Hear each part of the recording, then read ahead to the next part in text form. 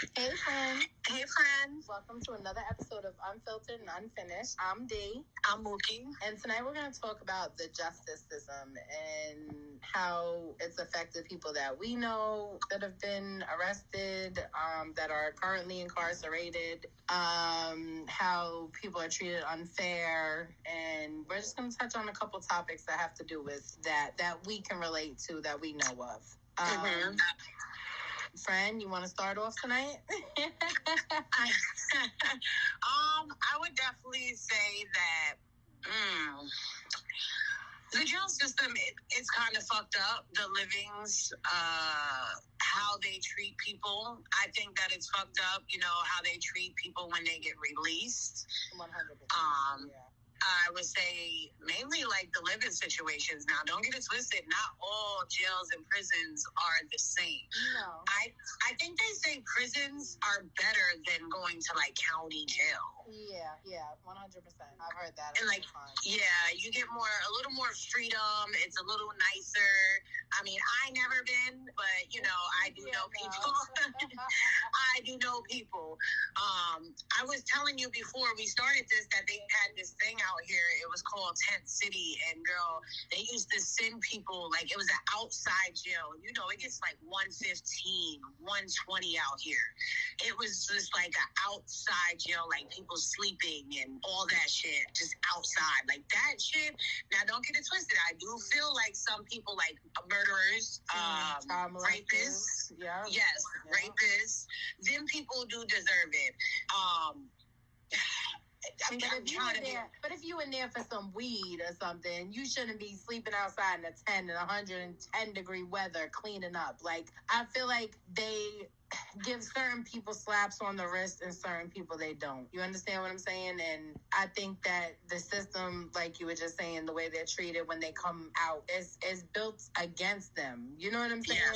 Yes. It's not built, the system is not built to help these men and women when they come home from jail to get a job, to get housing, to get, they throw them in these freaking these houses. Halfway houses, that are like filled with drug addicts and filled with the temptation to start get back to that life that they had, whether it be they got arrested for selling drugs or they got arrested for, things of that gang related.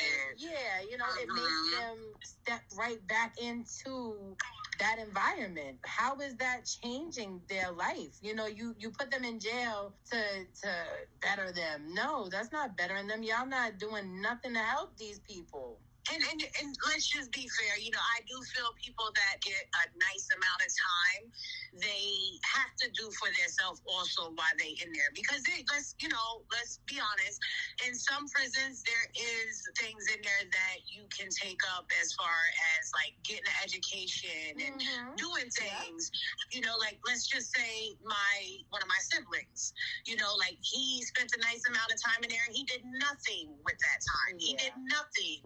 And then I got someone that's dear to my heart. He done went and got degrees. Yeah. He's in there taking every class he can, take. Like he's using the time wisely, I think I should say. This is where it brings me to this question, friend. Uh-huh. They can get all that in jail. They can get all those degrees and everything, right? Yeah. But the system, when they come home, is against them. They got a felony. They can't get a job. They can't work doing certain things. They can't work in this proximity of this. They can't. It's all different rules that are made to go against them. They get put second chance. No second chance. Like, that's supposed to be your second chance when you come home. Like, so now the person that you say is near and dear to your heart that's in there doing all this and getting all those certificates and everything else, when he comes home, out of all those certificates and all those things that he's learning and everything else, what is he really going to be able to use out of that? I mean, I would say with him, he does not have the typical mindset of a normal person that's locked up. Yes, I would definitely say that. I think he's going to be well off. And I do believe that the time that he got is not the time he should have got. Be honest, he did get attempted murder, but it's in self-defense. And where he's located at, they don't have the self-defense law. So he got hit with 20 years for trying to protect his house. It got brought to his house. Now, do I believe that is is fair? No, I do not. No. Do I feel like if he was in another state, he would have got that much time? No, I don't. Every state have different laws. 100%. 100%. You know, like Virginia, they're a Commonwealth state. So with my sibling, you know, he kept getting in trouble, and then finally they made him max out his goddamn parole. You know. Okay, yeah. You know, it's like him. If you're gonna keep getting in trouble, I'm gonna sit your ass down now. Yeah. See now, like I feel like New York, they just keep these motherfuckers on parole. just let them keep. But I know our jails up here are filled. Like the max, they're just letting people out because they're just filled. And our jails up here, I mean, they're shutting jails down left and right. They got during the winter, we had a jail out in the city that had no heat, leaks and water and this and that, and the people were freezing, no food. You know, it's not okay to treat them like that. No matter what, they're still humans. 100%, and it's not okay. Yeah. You know, it's the abuse that I'm not going to say all officers and court officers and not court officers, correctional officers.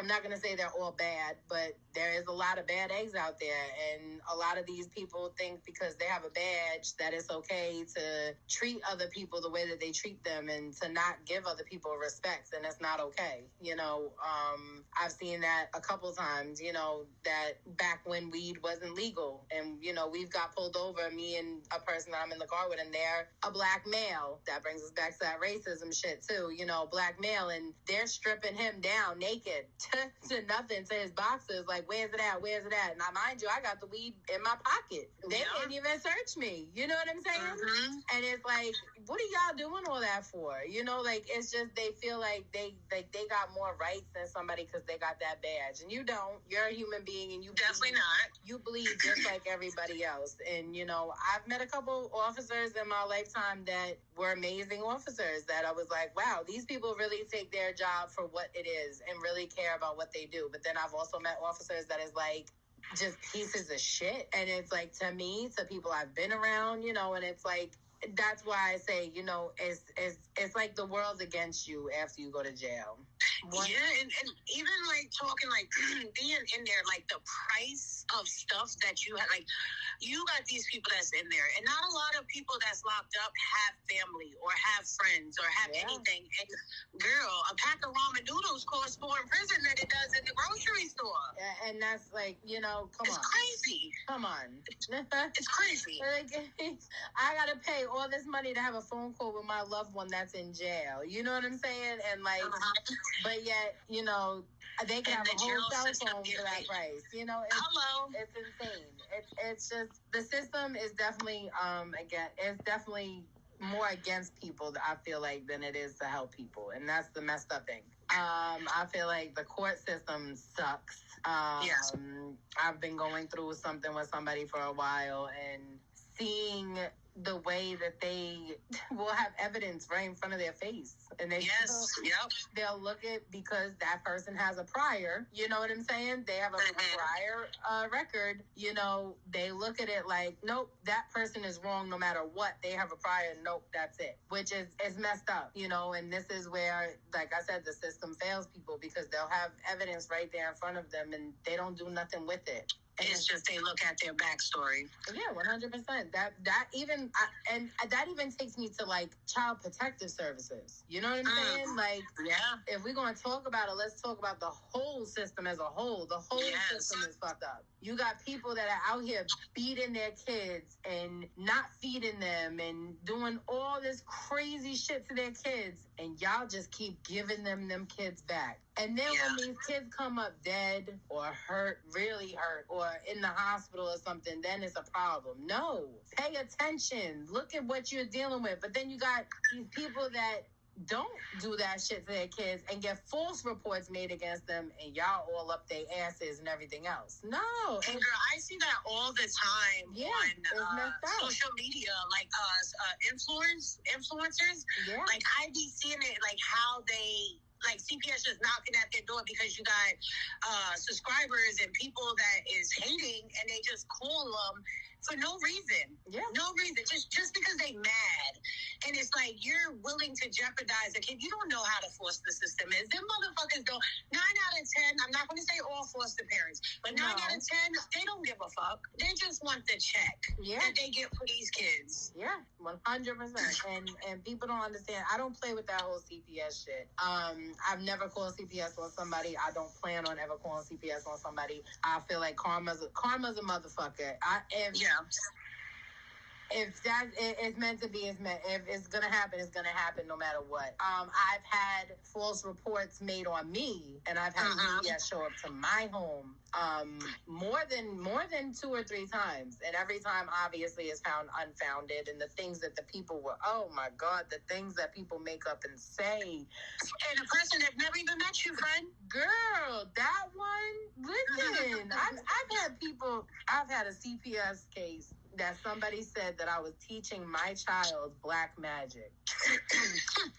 And you know what?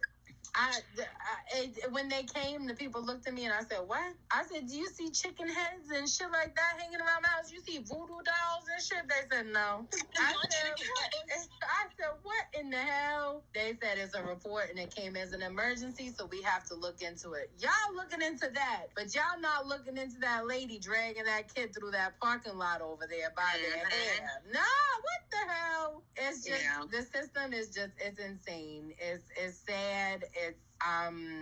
And it's all the systems, and I agree. Like, let's talk about welfare. You know, I remember a few years ago when I had just moved down here, and you know, I didn't have, like, I think it was my birth certificate. Okay, now I'm going in there. At this time, I had no car. My mom took me up there, and you know, then we got. I'm not racist, okay? So before I say this, but I'm being honest. There was this Mexican couple. Girl, they pulled up in a new motherfucking car. Shorty got out the car with a motherfucking Gucci bag. And, you know, I couldn't even get assistance because I didn't have birth certificate.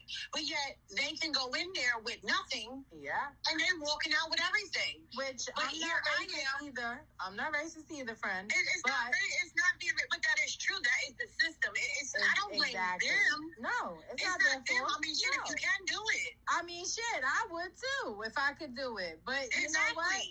I can't even get food stamps. Girl, Bill. It's the system. The system is rigged. It's messed up, and it's against us. And I feel like New York, I hate to say it, New York is the worst state to be in with. No, friend, I can't say that. I really can't. Like, being on public assistance in New York when I lived up there, and being on public assistance when I was down here, like, if you see these old people that they don't do drugs, there's a lot that comes to my job. You know, they sit there all day, they eat.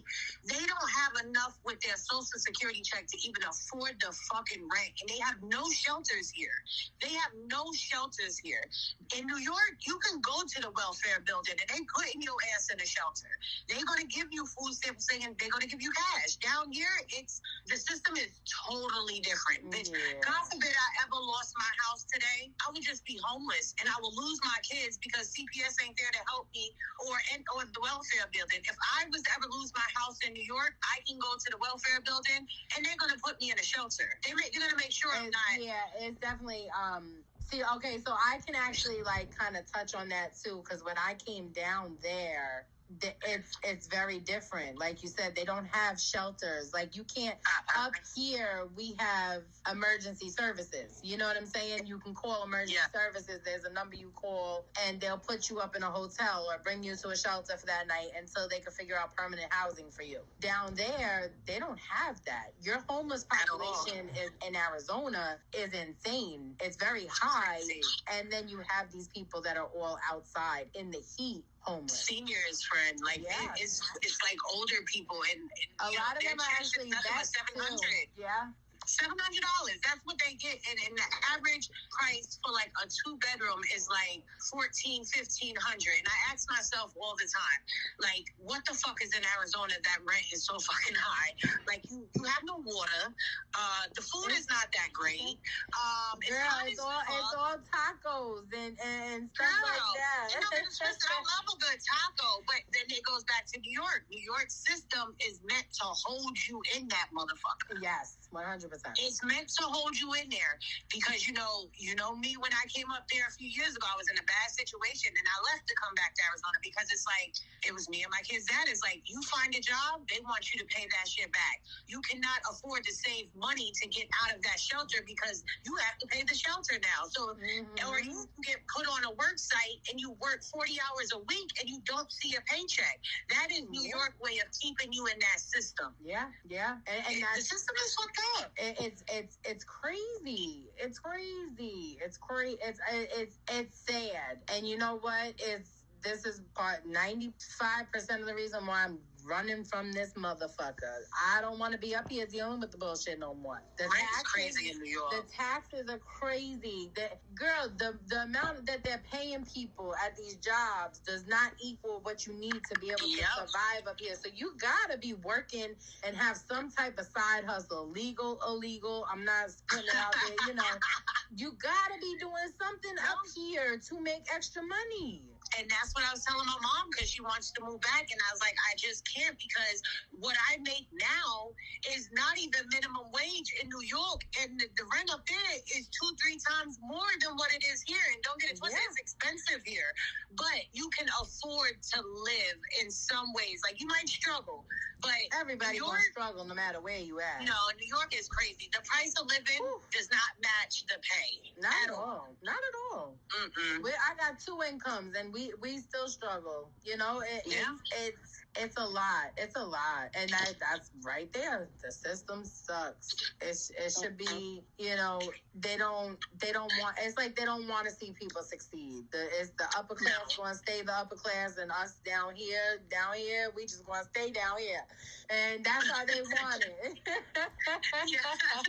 Don't get me wrong. I'm very grateful for the things I have. Roof over my head. Kids, you know, my kids are fed every day. They're healthy. They have a shower to take a shower, and they, you know, I'm grateful for the things I have. But of course, I'll never settle for what I have. So I always want more, and I feel like as far as New York, with the way that life is and the cost of living, and like I said, the system and everything else is bet against you. So it's like, run, get out of here, you know? Yeah, I think people definitely need to do some like research on that state and everything, you know, like before they up and leave. Because, you know, like when I moved to North Carolina, like, bitch, minimum wage was like $7. And I was like, don't get it twisted. Yes, the rent is cheap. Yeah. But then you have to map out the water, the sewer, the trash, the lights, the food.